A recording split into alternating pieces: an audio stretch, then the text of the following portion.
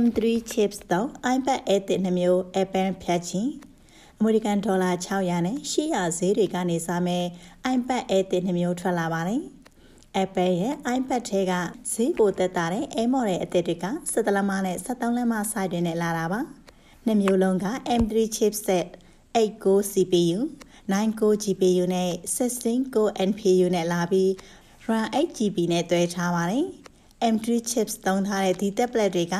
M1 chipset 2022 model iPad Air နဲ့ A14 Bionic 3 Air တွေထက်နှစ်ဆပိုသွက်မယ်လို့ပြောပါတယ်။နောက်ပြီး Apple ရဲ့ AI နည်းပညာဖြစ်တဲ့ Apple Intelligence နဲ့ support ရမယ်လို့ဆိုပါတယ်။ Screen size display ရုပ်ထွက်နဲ့ 16Hz refresh rate တွေကတော့တခြား speed တွေကတော့မနှစ်ကထွက်တဲ့ iPad Air တွေအတိုင်းဖြစ်ပြီး 12MP camera USB-C 3.1 connector တစ်ခုပါပါမယ်။အရင် model တွေလိုပဲ power cloud ထဲမှာ Touch ID ထည့်ထားပါတယ်။ iPad Air သစ်တွေနဲ့အတူ trackpad ပိုကြီးပြီး function key တန်းတစ်ပါတဲ့ Magic Keyboard လည်းမိတ်ဆက်ထားပါတယ်။ Magic Keyboard သစ်ကိုတော့17လက်မ size အတွက်$269နဲ့13လက်မ model အတွက်$319နဲ့ရောင်းချသွားမှာပါ။2025 model iPad Air သစ်တွေကို Blue, Purple, Starlight နဲ့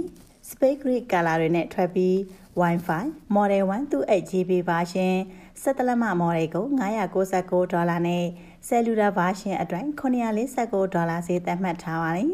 ။13လက်မ size 128GB version Wi-Fi ကို$999နဲ့ Cellular model $949ဈေးတွေနဲ့ရောင်းချသွားမှာပါ။မြန်မာကွန်ရက်သတင်းမီဒီယာမှာနောက်ဆုံးရနိုင်ငံတကာသတင်းများကိုသိရှိနိုင်ဖို့ Like Share Subscribe လုပ်ပေးခြင်းဖြင့်ကူညီနိုင်ပါတယ်ရှင်။